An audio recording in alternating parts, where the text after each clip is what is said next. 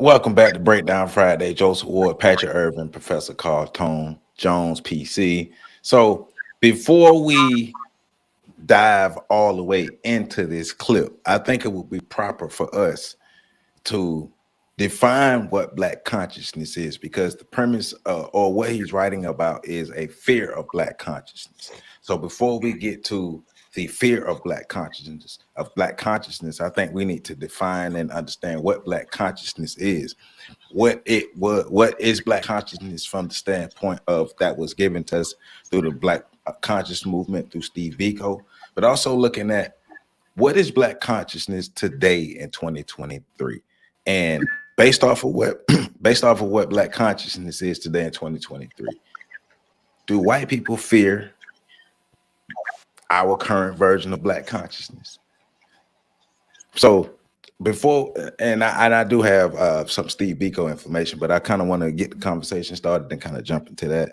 So PC, you looking like 100,000 there down there. So start with you, my brother. Going and you can take some points from the clip, but I kind of right now just focusing on what is Black consciousness. From your understanding, what is Black consciousness?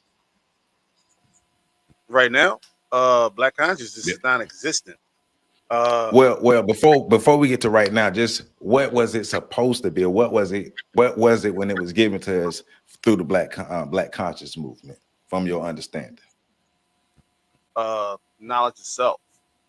A sense of who we are, culturally speaking.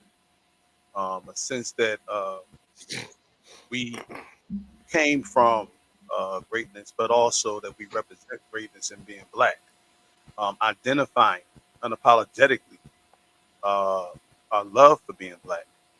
And you have various things that went on, especially in the 60s, when you had Black nationals go to James Brown to come up with the song, Black and Proud. You had a movement where Blacks no longer tried to dye their hair or conk their hair or straighten their hair. You saw the impressionable afros. You saw the movements towards being cognizant in terms of Black politics, racial politics. So, you saw what was supposed to be an awakening of consciousness, awakening of recognizing who we are. I mean, that's what consciousness means, to be awake. And so I'm gonna stop right there because I want to hear what Patrick has to say.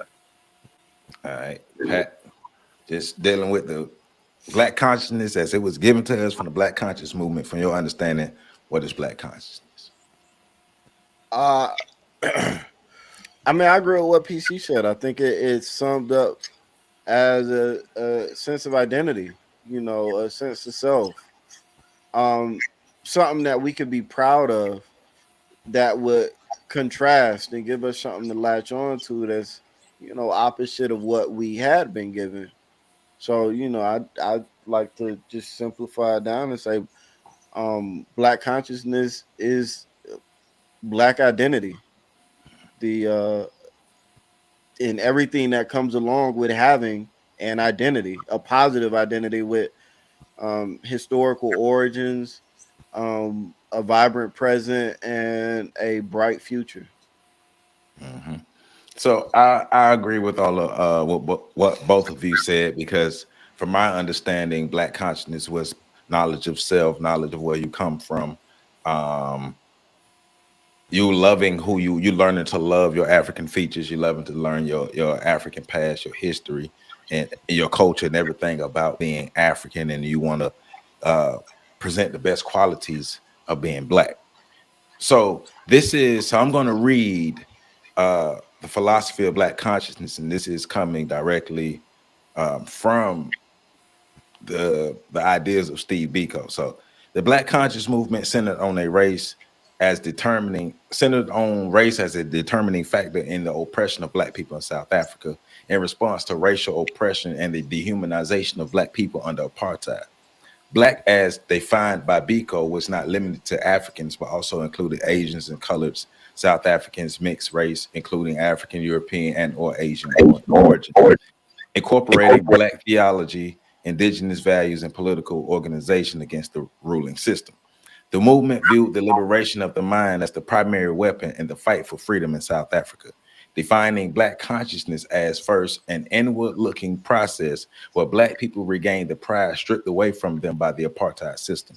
His philosophy casts a positive retelling of African history, which has been heavily distorted and vilified by European imperialists in an attempt to construct their colonies. In his writing, he notes that a people without a positive history is like a vehicle without an engine. Read this last part. A necessary step towards restoring dignity to Black people, according to Biko, involves elevating the heroes of African history and promoting African heritage to deconstruct the idea of Africa as the dark continent. Black consciousness seeks to extract the positive values within indigenous African cultures and to make it a standard with which Black people judge themselves, the first form of resistance towards imperialism and apartheid. According to Biko, what Black consciousness seeks to do is to produce at the output end of the process real Black people who do not consider themselves as appendages to the white society. So, with us giving our thoughts and our definitions of Black consciousness, me reading Steve Biko's ideas and thoughts about Black consciousness, I'm gonna ask this question. How would you define Black consciousness today as it's practiced or as you see it today in 2023? Are we still along the lines of what Steve Biko is talking about, or have we kind of ventured away? So start with you again, PC. How would you view or how would you characterize or define Black consciousness today in 2023? Watered down. All Um, right. yeah, I just don't see. I see people actually moving away from it. I see it being something that's extremely apologetic. Often when we hear people talk about being Black, they almost have to give sort of like a public address, public a PSA about or a disclaimer about this not being anti-white. This is not it's not an unapologetic movement um, or thought process.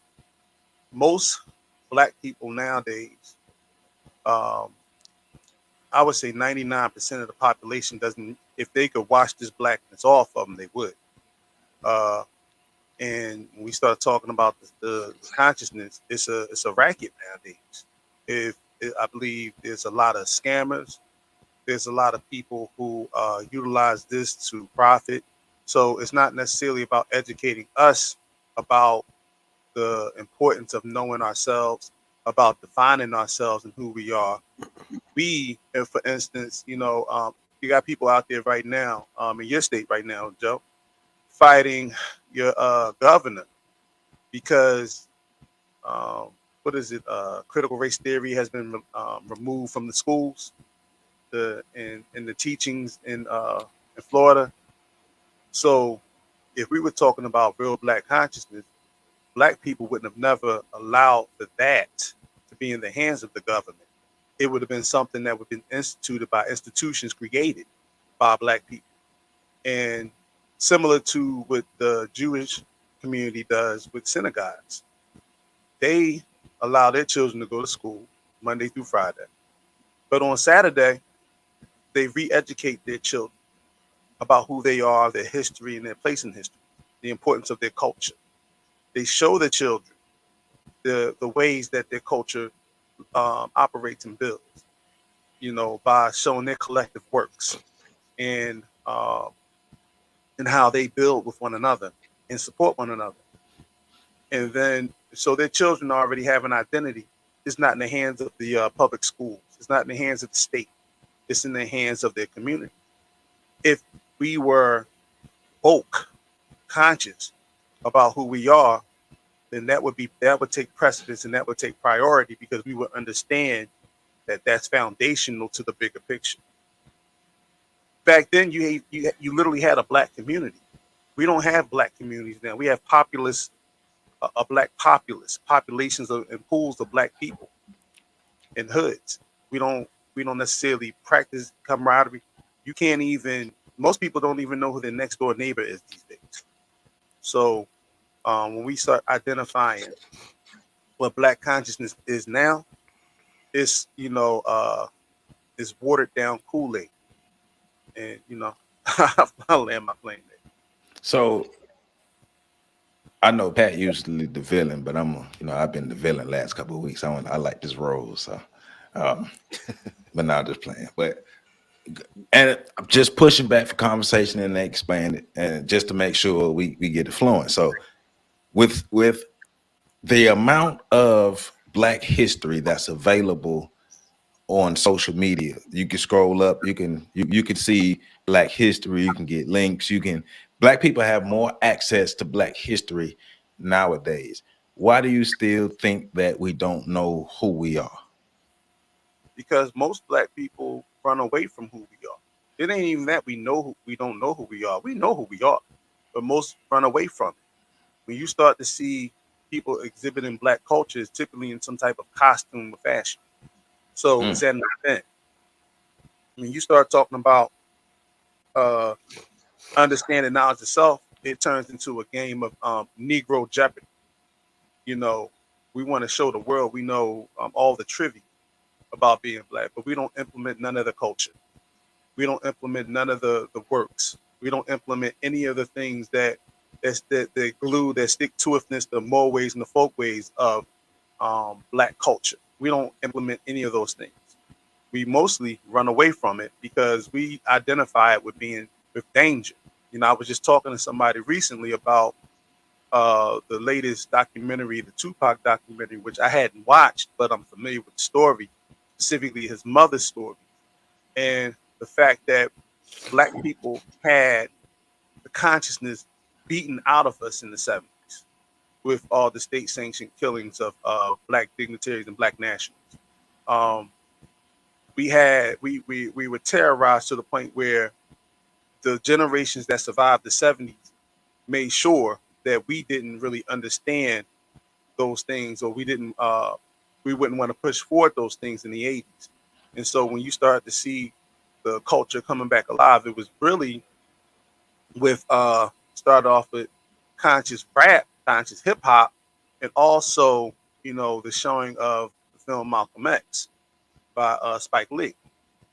And that's when we started to have a and invigoration of knowledge and consciousness and things of that nature. But it was more so from a scholastic point of view. It wasn't about a cultural thing. It was more so about being able to debate other blacks.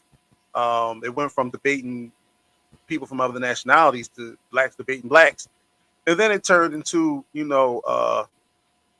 it just turned into a circus, and we haven't been able to build off of it because many of the people that created those platforms were profiteers.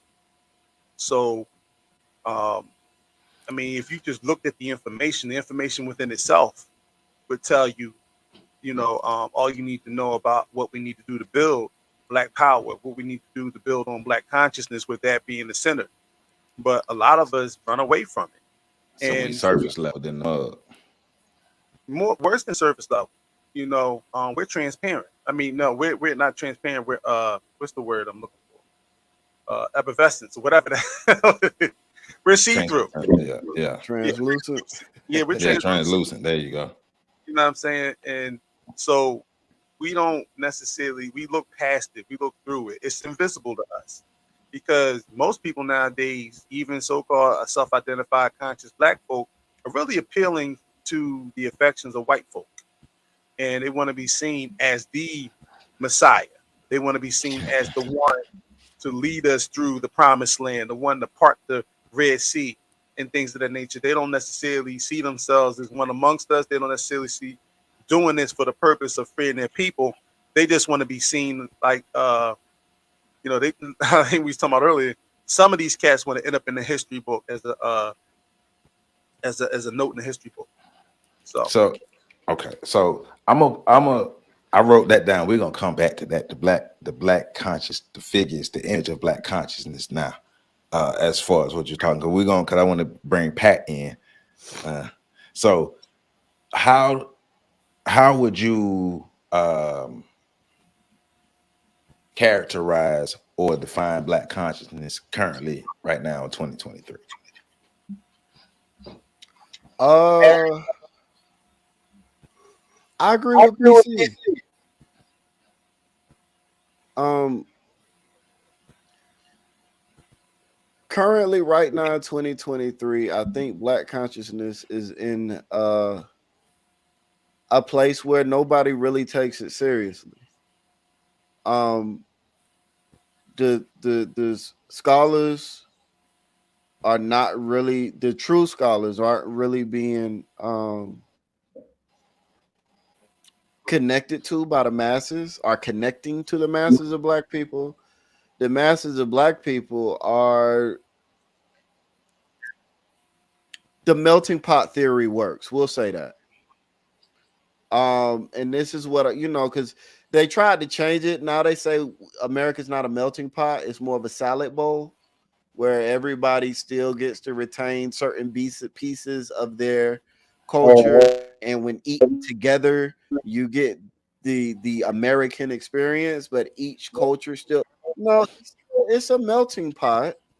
It's just the stuff in the pot wasn't melting fast. It's a slow process. Cultures merging together is a slow process. And Black people are still merging into and embracing our melanated whiteness.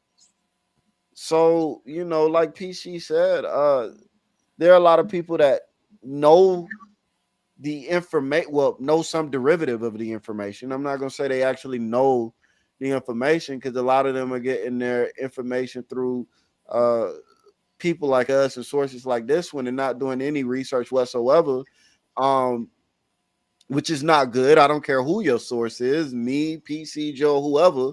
If you ain't doing no background research on what's being said, you're just as much of an idiot as the person that is following sources that you think are stupid. Y'all are the same type of idiot. Neither one of y'all are doing research.